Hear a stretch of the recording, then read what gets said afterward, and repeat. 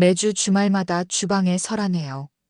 가르쳐준다지만 그건 거의 검사였습니다. 시어머니를 처음 만난 날 나는 그분이 참 자랑스러운 분이라고 느꼈다. 우리 어머니 옛날에 김밥집 하셨대요. 진짜 유명했다니까요. 남편이 소개하는 내내 시어머니는 손사래를 치셨지만 눈빛만큼은 반짝였다. 그리고 곧 이야기가 시작됐다. 유명하긴 뭐가 유명해. 그냥 동네에서 좀 장사가 잘 됐지. 하지만 그 좀이라는 말 뒤로 이어지는 이야기는 결코 가볍지 않았다. 아침 6시부터 밤 9시까지 쉴 틈이 없었어. 점심때는 줄 서서 먹었다니까. 한 번은 김밥 재료가 떨어져서 문 닫았는데 손님들이 언제 다시 여냐고 전화를 몇 통이나 했는지 몰라. 나는 고개를 끄덕이며 감탄했다. 정말 대단하시네요, 어머니. 시어머니는 만족스러운 표정으로 웃으셨다. 대단한 건 아니고 그냥 손님들이 좋아해 주셨지. 김밥 하나도 아무렇게나 못 만들어. 밥 펴는 두께부터 시작해서 단무지 자르는 두께까지 전부 다 신경 써야 돼. 그날 이후로 만날 때마다 시어머니는 그 이야기를 꺼내셨다. 처음엔 그냥 추억을 나누는 거라고 생각했다. 오랜 시간 일하셨으니 자랑하실 만도 하다고 여겼다. 하지만 결혼 준비를 하면서부터 그 이야기의 결이 조금씩 달라지기 시작했다. 지연아, 요리는 좀 해? 네, 집에서 혼자 해먹고 그랬어요. 그래? 그럼 다행이네. 요즘 젊은 애들은 요리를 잘 안 하잖아. 근데 김밥은 만들 줄 알아? 김밥이요?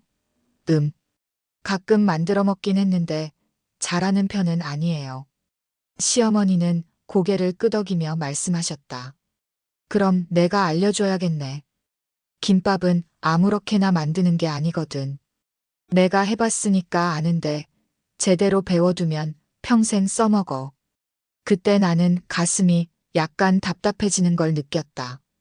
뭔가 친절한 제안 같으면서도 동시에 너는 아직 부족하다는 평가처럼 들렸다. 결혼 후 첫 명절, 시댁에서 음식 준비를 도울 때였다. 지연아, 이리 와봐. 시어머니는 나를 부르시더니 김밥 재료를 펼쳐놓으셨다. 오늘 김밥 좀 만들어 볼까? 내가 옆에서 봐줄게. 나는 웃으며 대답했다.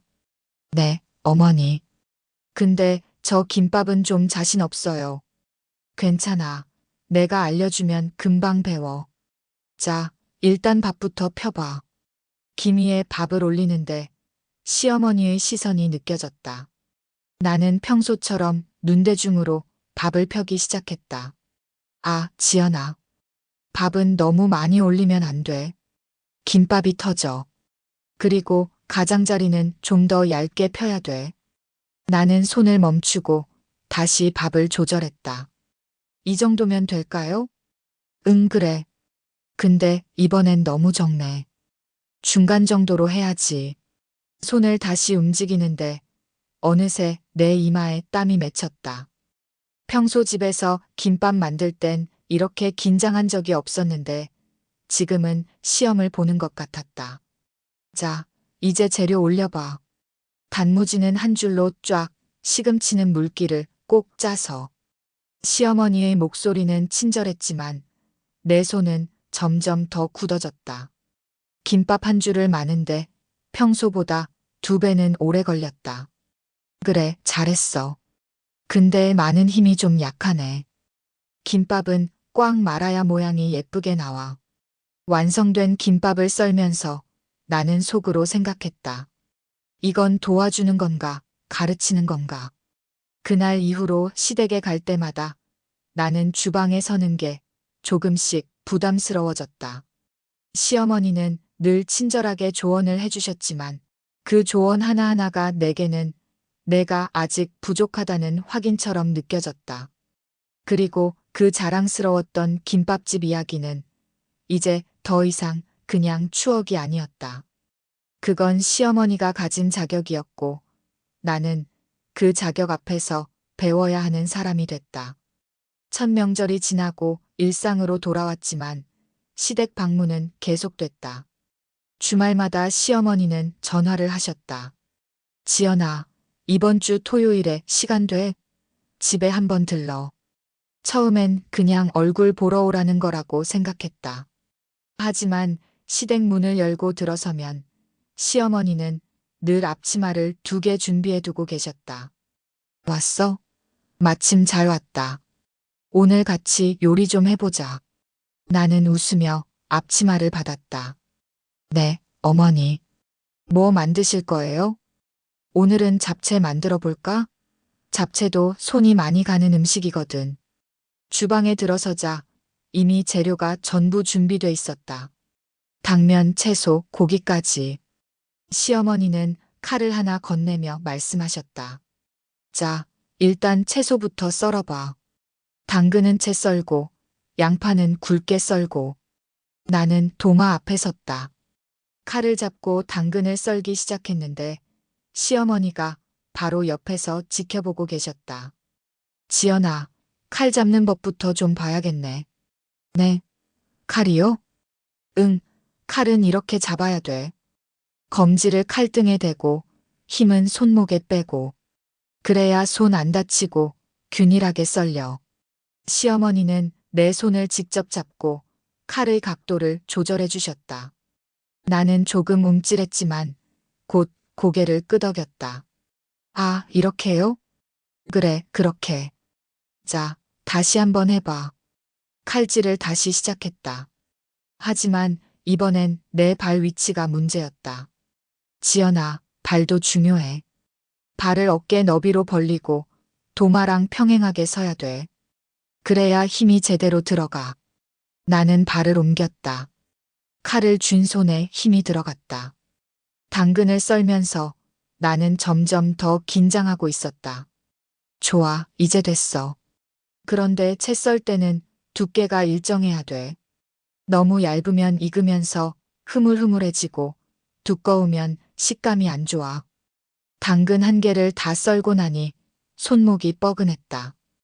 평소 집에서는 그냥 편하게 썰었는데 지금은 모든 동작 하나하나가 검사받는 것 같았다. 자, 이제 팬에 볶아볼까? 시어머니는 팬을 꺼내며 계속 말씀하셨다. 잡채는 불 조절이 제일 중요해. 센 불에서 빠르게 볶아야 채소가 숨이 안 죽어. 근데 너무 세면 타니까 중불로 시작해서 센 불로 올리는 거야. 나는 고개를 끄덕이며 가스레인지 앞에 섰다. 팬에 기름을 두르고 당근을 넣었다. 지연아, 기름이 충분히 달궈진 다음에 넣어야지. 그래야 눌어붙지 않아. 이미 당근을 넣은 상태였다. 나는 당황해서 재빨리 저었다. 아, 죄송해요. 제가 너무 서둘렀나 봐요. 괜찮아. 이번엔 그냥 해봐. 다음엔 잘하면 돼. 시어머니의 말투는 부드러웠지만 내 가슴은 답답했다. 팬을 흔들며 채소를 볶는데 시어머니가 옆에서 계속 조언을 하셨다. 불을 좀 더 올려봐. 지금은 너무 약해. 가스를 올렸다. 그래, 이제 됐어. 근데 너무 오래 볶으면 물이 생기니까 빨리 건져내야 돼. 채소를 건져냈다. 좋아. 이제 당면 볶을 차례야. 당면은 미리 불려둬야 하는데 찬물에 담가두는 게 아니라 뜨거운 물에 살짝만 데쳐야 해. 나는 속으로 생각했다. 이건 같이 요리하는 게 아니라 수업을 듣는 거구나. 당면을 볶고 양념을 하고 마지막으로 참기름을 두를 때까지 시어머니의 조언은 멈추지 않았다. 참기름은 마지막에 넣는 거야. 너무 일찍 넣으면 향이 날아가. 간장은 이 정도만. 더 넣으면 짜. 설탕은 살짝만. 단맛이 강하면 느끼해. 잡채가 완성됐을 때 나는 이미 녹초가 돼 있었다. 평소 혼자 요리할 땐 이렇게 피곤한 적이 없었다. 잘했어, 지연아. 첫 번째 치고는 괜찮네. 시어머니는 만족스럽게 웃으셨지만 나는 그 말이 마냥 기쁘지 않았다. 첫 번째라는 건 두 번째, 세 번째가 있다는 뜻이잖아. 그리고 그 예감은 틀리지 않았다. 다음 주에도 전화가 왔다. 지연아, 이번 주에도 올 수 있어? 오늘은 김치찌개 끓이는 법 좀 알려줄게. 그 다음 주에도. 오늘은 된장찌개 해보자. 된장은 국산 된장이랑 시판 된장이랑 쓰는 법이 다르거든. 그 다음 주에도. 오늘은 생선 굽는 법 알려줄게.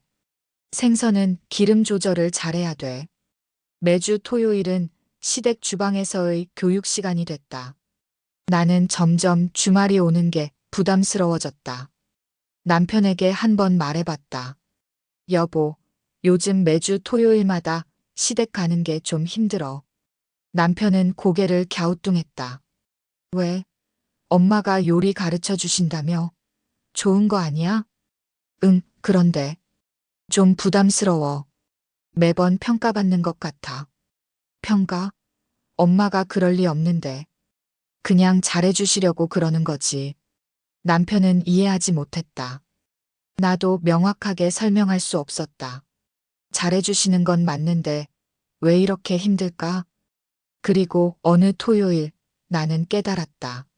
시어머니가 내게 하시는 건 도움이 아니라 교육이었다. 도움은 필요할 때 받는 것이고 교육은 상대가 부족하다고 판단했을 때 주는 것이다.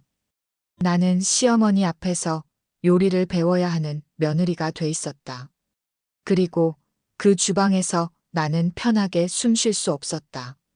매주 토요일 시댁 주방에서의 시간이 쌓일수록 나는 이상한 느낌을 받았다.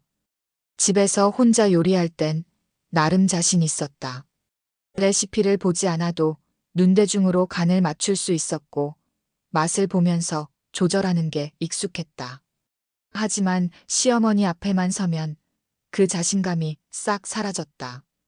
어느 토요일 시어머니가 말씀하셨다. 오늘은 된장찌개 한번 끓여볼까? 지연아, 혼자 한번 해봐. 내가 옆에서 볼게. 나는 냉장고에서 재료를 꺼냈다. 두부, 호박, 감자, 된장. 평소 집에서 자주 끓이던 메뉴였다. 냄비에 물을 붓고 멸치를 넣었다. 육수를 우리는 동안 호박과 감자를 썰었다. 지연아, 멸치는 몇 개 넣었어? 5개요. 5개? 그 정도 물에는 7개는 넣어야 육수가 제대로 나와. 멸치 육수는 생각보다 양을 많이 넣어야 돼. 나는 멈칫했다. 집에서는 늘 5개 정도 넣었는데 맛이 괜찮았다. 아, 그렇구나. 더 넣을까요? 이미 끓고 있으니까 이번엔 그냥 해봐. 다음엔 더 넣고. 멸치를 건져내고 된장을 풀었다. 나는 손으로 된장을 한 숟가락 떠서 육수에 풀기 시작했다. 지연아, 손으로 푸는 거 아니야. 체에 받쳐서 풀어야 덩어리 안 생기고 깔끔해. 아, 저는 보통 그냥 손으로. 손으로 풀면 간이 고르게 안 돼. 체에 받쳐서 주걱으로 으깨면서 풀어야 돼. 나는 조용히 채를 꺼냈다. 된장을 체에 올리고 주걱으로 으깨며 풀었다. 그래, 그렇게 하는 거야. 야채를 넣고 끓이는 동안 나는 맛을 봤다. 조금 싱거운 것 같아서 된장을 조금 더 추가했다. 지연아, 된장을 또 넣었어? 네, 맛을 봤는데 좀 싱거운 것 같아서요. 싱겁다고 바로 넣으면 안 돼. 끓이면서 간이 배는 거거든. 나중에 맛보고 조절해야지. 나는 국자를 든 손을 멈췄다. 이미 된장을 넣은 상태였다. 아, 제가 너무 빨리 넣었나 봐요. 괜찮아. 이번엔 그냥 두고 봐. 근데 다음엔 참아야 돼. 끓이면서 간이 배니까. 찌개가 끓는 동안 나는 가만히 서 있었다.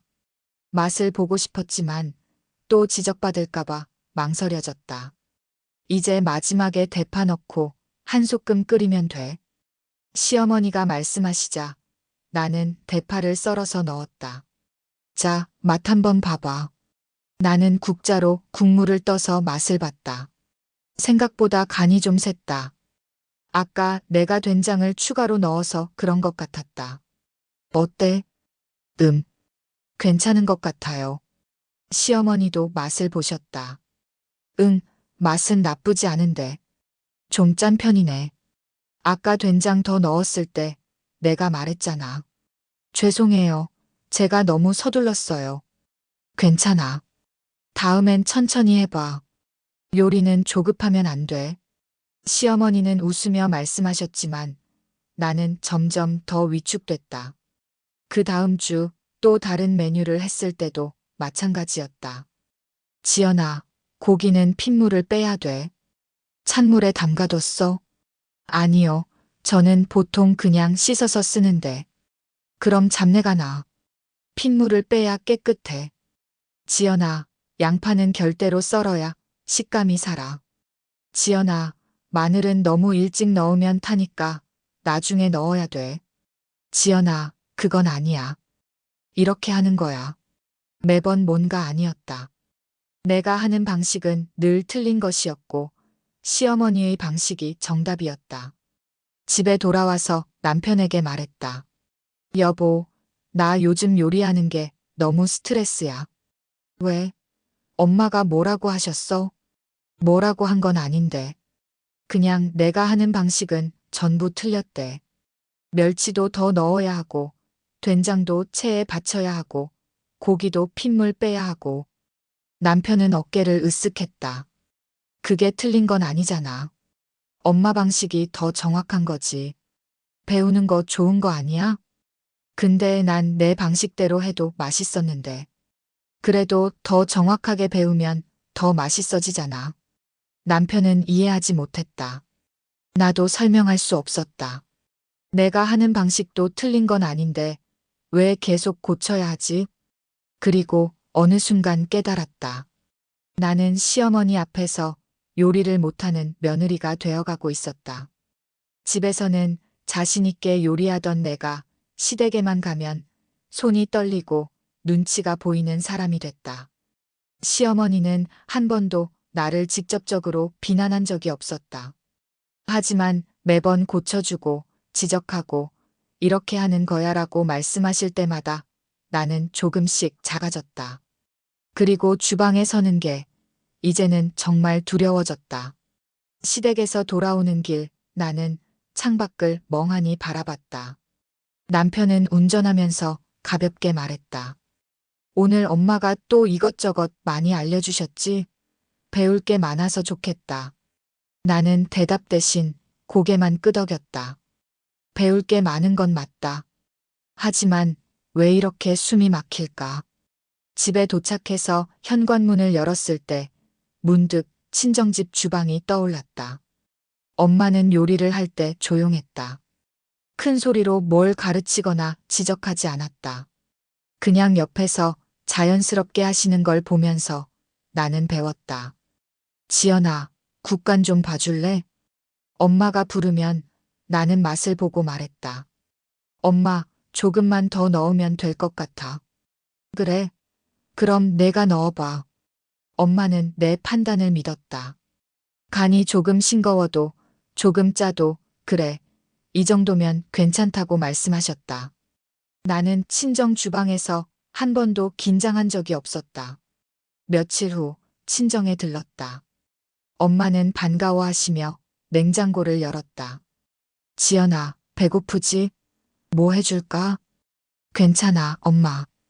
그냥 간단하게 먹을게. 그럼 김치볶음밥 해줄까? 엄마는 앞치마를 두르고 주방에 섰다. 나는 자연스럽게 옆에 섰다. 내가 할게, 엄마. 그래. 그럼 나는 설거지나 할게. 나는 팬을 꺼내고 김치를 썰었다. 눈대중으로 양을 가늠하고 기름을 두르고 김치를 볶았다. 맛을 보니 조금 싱거웠다.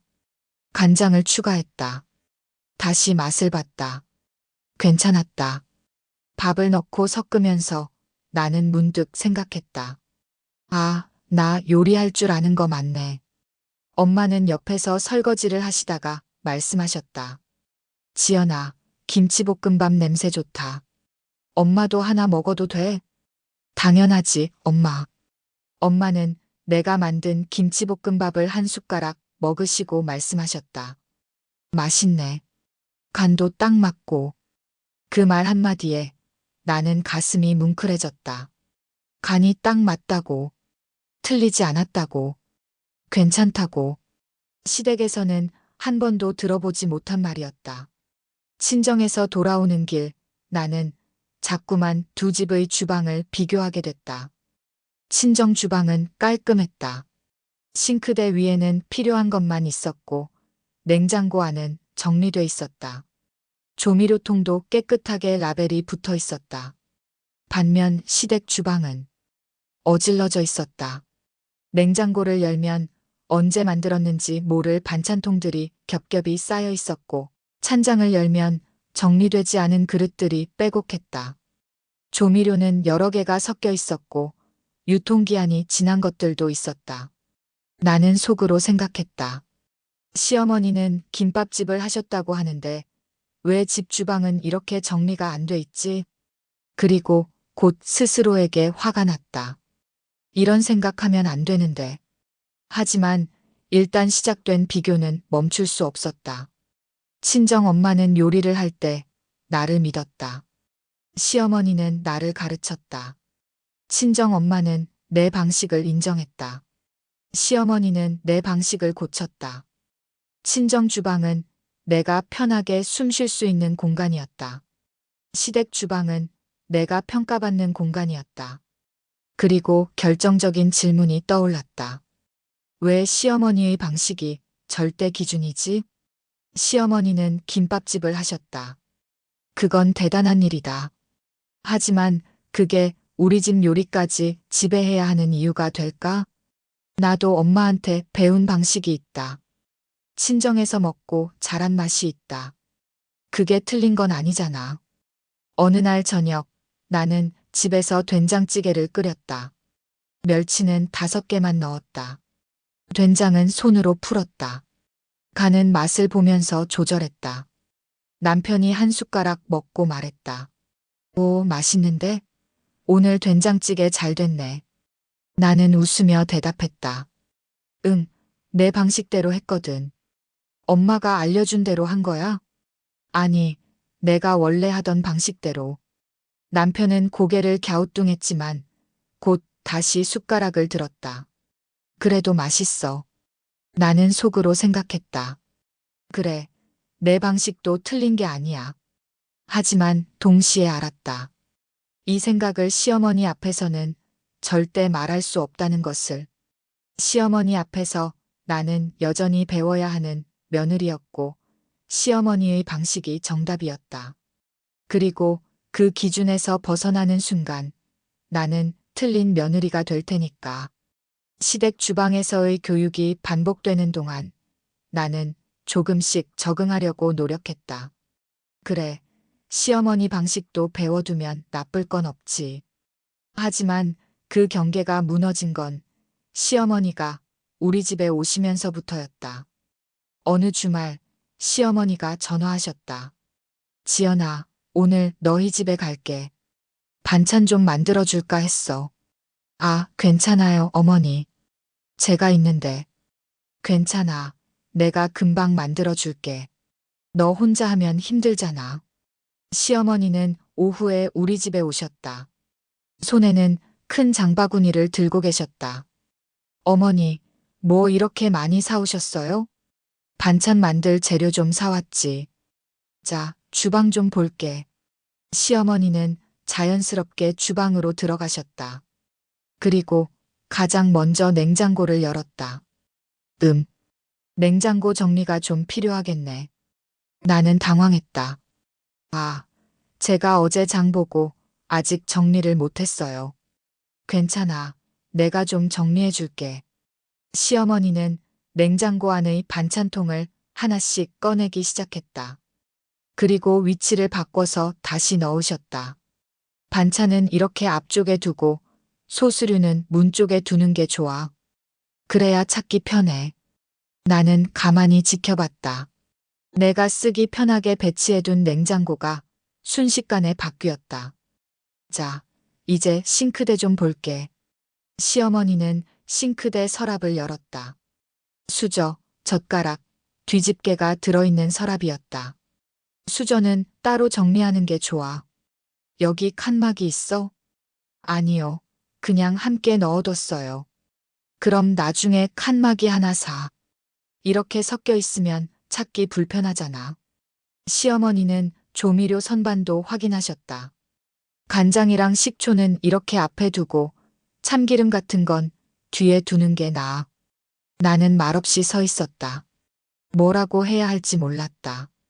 반찬을 다 만드시고 나서 시어머니는 냉장고에 차곡차곡 넣으며 말씀하셨다. 이렇게 정리해두면 훨씬 편할 거야. 다음에 올 때 또 봐줄게. 네, 어머니. 감사해요. 나는 웃으며 대답했지만 속으로는 복잡했다. 시어머니가 돌아가신 후 나는 냉장고 앞에 섰다. 저녁 식사를 준비하려고 간장을 꺼내려는데 위치가 바뀌어 있었다. 참기름을 찾으려는데 뒤쪽으로 밀려 있었다. 반찬을 꺼내려는데 내가 두었던 자리가 아니었다. 나는 한참을 냉장고를 뒤지다가 문득 멈췄다. 이 냉장고는 누구 거지? 다음 주에도 시어머니가 오셨다. 지연아, 오늘은 김치 좀 담가줄게. 이번에도 시어머니는 주방을 먼저 확인하셨다. 수세미는 여기 두는 것보다 저쪽이 나을 것 같은데. 물이 잘 빠지게. 수세미 위치가 바뀌었다. 도마는 이렇게 세워서 말리는 게 위생적이야. 도마 거치대를 다시 배치하셨다. 행주는 이렇게 개서 걸어두면 깔끔해. 행주 거는 방식도 바뀌었다. 시어머니가 가신 후 나는 주방에서 저녁을 준비하려다가 멈췄다. 수세미를 찾는데 다른 곳에 있었다. 도마를 꺼내는데 방향이 바뀌어 있었다. 내가 편하게 써왔던 주방이 점점 낯선 공간이 되어가고 있었다. 남편에게 말했다. 여보, 엄마가 올 때마다 주방을 계속 바꾸셔. 바꾼다고? 정리해 주시는 거 아니야? 정리가 아니라 내가 쓰던 방식을 바꾸시는 거야. 그게 더 편한 방법이면 괜찮잖아. 근데 난 내 방식이 더 편한데. 남편은 이해하지 못하는 표정이었다. 나도 더 이상 설명할 수 없었다. 그날 밤 나는 주방에서 물을 마시다가 냉장고를 바라봤다. 싱크대를 바라봤다. 조리대를 바라봤다. 그리고 처음으로 명확하게 물었다. 이 주방은 누구 공간이지? 시댁 주방은 시어머니 공간이니까 거기서는 시어머니 방식을 따라야 한다. 하지만 이 집은 내 집인데, 이 주방은 내가 매일 서는 곳인데, 왜 여기서도 시어머니 기준에 맞춰야 하지? 나는 그날 밤 처음으로 확실하게 느꼈다. 뭔가 잘못되고 있다는 걸. 며칠 후 친정엄마가 전화를 하셨다. 지연아, 엄마가 반찬 좀 만들었는데 가져다 줄까? 괜찮아, 엄마. 내가 갈게. 오랜만에 얼굴도 보고. 친정에 가니 엄마는 반찬통 여러 개를 준비해 두고 계셨다. 멸치볶음, 시금치나물, 된장 좀 담아왔어. 너 요즘 바쁘다며? 응, 고마워 엄마. 엄마가 만든 반찬을 받아들고 나니 문득 생각이 들었다. 이번 주말에 시댁 가는데 이거 좀 가져가면 좋아하시겠다. 토요일 시댁에 갈 때 친정 반찬을 조금 덜어서 가져갔다. 어머니, 저희 엄마가 반찬 만드셨는데 좀 가져왔어요. 시어머니는 반찬통을 받아들고 뚜껑을 열어보셨다. 오, 멸치볶음이네. 잘 먹을게. 점심을 먹으면서 시어머니가 멸치볶음을 드셨다. 맛있네. 친정어머니가 요리 잘하시나 보다. 네, 엄마가 항상 정성스럽게 만드세요. 그런데 좀 싱겁게 드시나 보네. 우리 집은 간을 좀 더 하는 편인데. 나는 젓가락을 든 손을 멈췄다. 아, 그래요?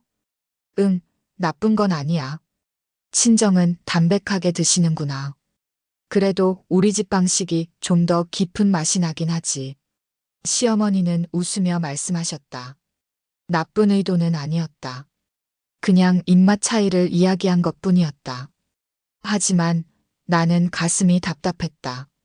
집에 돌아오는 길 나는 계속 그 말이 맴돌았다.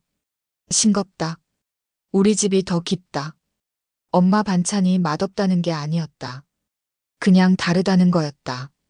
하지만 왜 자꾸만 마음이 불편할까? 집에 와서 남은 친정 반찬을 먹으면서 나는 생각했다. 이 맛이 싱거운 게 아니라 그냥 우리 집 맛인데. 그리고 문득 엄마한테 미안해졌다.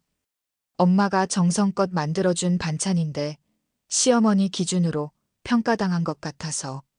그날 밤 나는 엄마한테 전화했다. 엄마, 반찬 너무 맛있게 잘 먹고 있어. 그래? 다행이다. 더 필요하면 또 만들어줄게. 전화를 끊고 나서 나는 확신했다. 이건 계속 가면 안 되는 구조다. 시어머니는 시댁 주방뿐 아니라 우리 집 주방도 심지어 친정 음식까지도 자신의 기준으로 평가하고 있었다. 그리고 그 기준에서 벗어나는 모든 것은 부족한 것이 됐다. 나는 더 이상 이 상황을 그냥 넘길 수 없었다. 뭔가 바뀌어야 했다. 그날은 평범한 토요일이었다. 시어머니가 또 전화하셨다. 지연아, 오늘 너희 집에 갈게.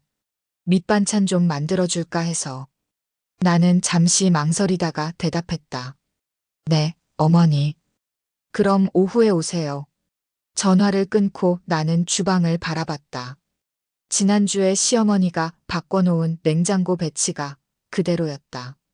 나는 아직도 간장을 찾을 때마다 헤맸고 반찬통을 꺼낼 때마다 어디 있는지 확인해야 했다. 오늘도 또 뭔가 바뀌겠지. 오후 2시 시어머니가 오셨다. 역시나 장바구니를 들고 계셨다. 지연아, 있었어? 오늘 미역국이랑 멸치볶음 만들어줄게. 네, 어머니. 시어머니는 자연스럽게 주방으로 들어가셨다. 그리고 습관처럼 냉장고 문을 열었다. 지난번에 정리해준 거 잘 유지하고 있네. 그런데 이 김치통은 이쪽으로 옮기는 게 나을 것 같은데. 시어머니가 김치통에 손을 뻗는 순간 나는 깨달았다. 아, 오늘도 또 시작이구나. 냉장고 정리가 끝나고 시어머니는 싱크대 서랍을 열었다. 지연아, 수저는 칸막이 샀어? 아, 아직 못 샀어요. 그럼 내가 다음에 사다 줄게. 이렇게 섞여 있으면 불편하잖아. 시어머니는 조리대 위의 조미료 통들도 확인하셨다. 이 고춧가루는 여기보다 저쪽 찬장에 넣는 게 나아. 햇빛 들면 색이 변해. 조미료통을 옮기시고 도마 위치를 바꾸시고 행주거는 방법까지 다시 조정하셨다. 나는 옆에서 가만히 지켜봤다. 그리고 느꼈다. 이건 도와주는 게 아니야. 이 주방을 자기 방식대로 만들고 있는 거야. 시어머니가 미역국 재료를 꺼내며 말씀하셨다. 자, 이제 미역 좀 불려볼까? 지연아, 여기 볼 있어? 그 순간이었다. 나는 조용히 앞으로 나섰다.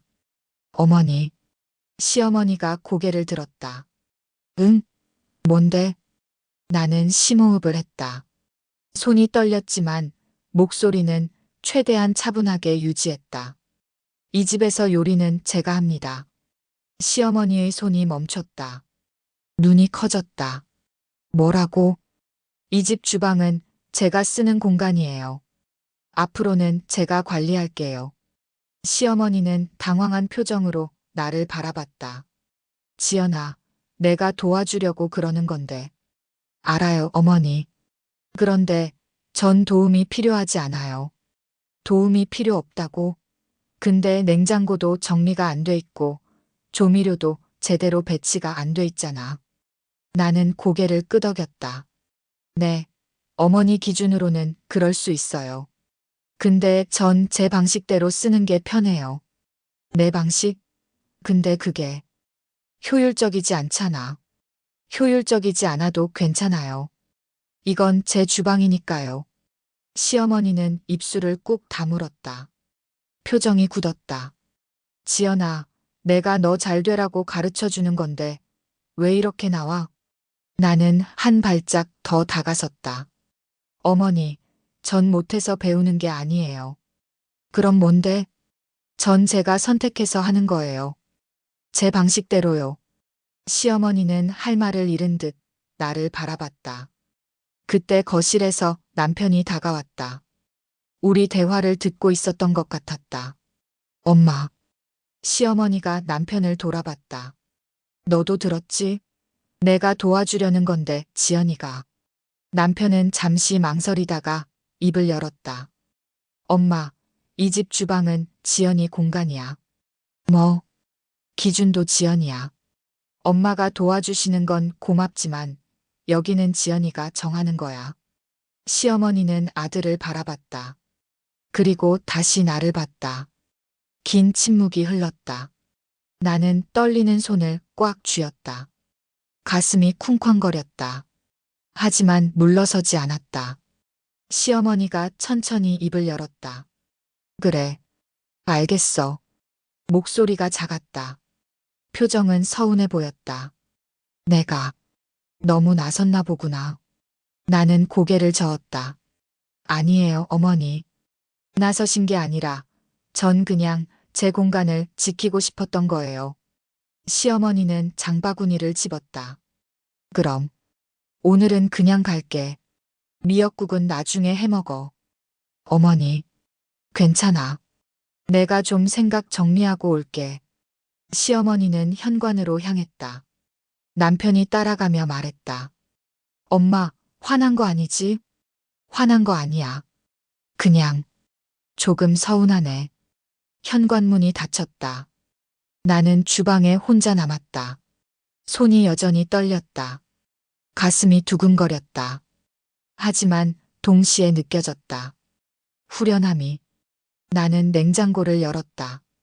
시어머니가 옮겨놓은 김치통을 다시 원래 자리로 옮겼다. 조미료통도 내가 쓰기 편한 위치로 다시 배치했다. 그리고 깨달았다. 이제 이 주방은 다시 내 공간이 됐구나. 고성을 지르지도 않았다. 싸우지도 않았다.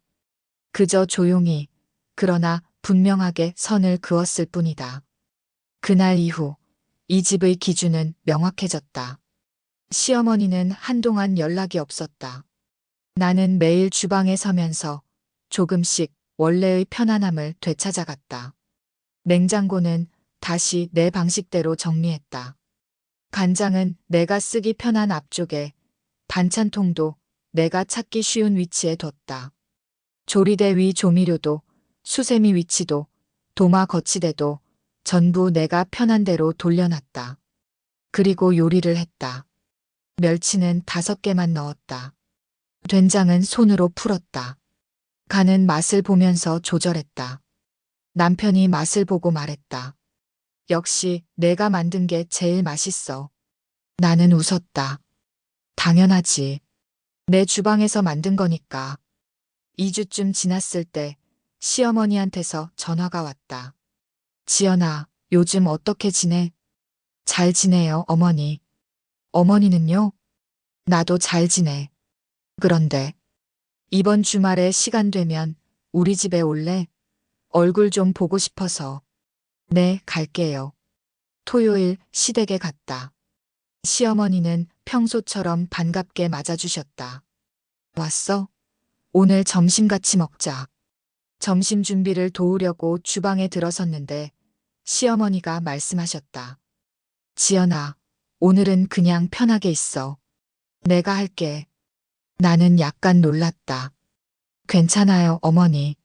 제가 도와드릴게요. 아니야, 괜찮아. 넌 거실에서 쉬고 있어.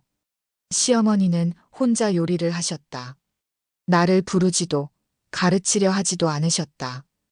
밥을 먹으면서 시어머니가 조심스럽게 물었다.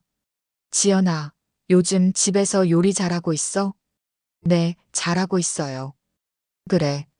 다행이다. 시어머니는 잠시 뜸을 들이다가 말씀하셨다. 저번에 내가 너무 많이 간섭했나 봐. 미안해. 아니에요, 어머니. 아니야. 내가 생각해봤는데 내 방식을 너무 강요했던 것 같아. 너도 내 방식이 있는데. 나는 고개를 끄덕였다. 어머니, 저도 어머니가 잘해주시려는 거 알아요. 그런데 전 제 방식대로 해보고 싶었어요. 그래, 이해해. 앞으로는 내가 물어보지 않으면 내가 먼저 나서지 않을게. 그 말에 나는 마음이 편해졌다. 며칠 후 시어머니가 우리 집에 오셨다. 현관에 들어서서 시어머니가 말씀하셨다. 지연아, 냉장고 좀 써도 돼? 물 좀 마시고 싶어서. 물어보셨다. 예전에는 그냥 열었는데 이번에는 먼저 물어보셨다. 네, 어머니. 물은 문 쪽에 있어요. 시어머니는 냉장고를 열고 물을 꺼내셨다. 그리고 다른 건 보지 않고 바로 닫으셨다. 거실에 앉아서 시어머니가 말씀하셨다. 내가 정리한 거 보니까 깔끔하네. 내 방식대로 잘하고 있구나. 감사해요, 어머니. 그날 이후로 시어머니는 변했다. 우리 집에 오셔도 주방을 먼저 가지 않으셨다. 냉장고를 열기 전에는 항상 물어보셨다. 그리고 나는 처음으로 편하게 요리하는 집을 되찾았다. 싸우지 않았지만 그날 이후 이 집의 기준은 분명해졌다. 이 주방은 내 공간이고 내가 선택하는 곳이다. 그리고 이제 나는 이 주방에서 다시 숨을 쉴 수 있게 됐다. 오늘의 이야기는 여기까지입니다. 여러분의 구독과 좋아요는 영상 제작에 큰 힘이 됩니다. 구독과 좋아요 부탁드립니다.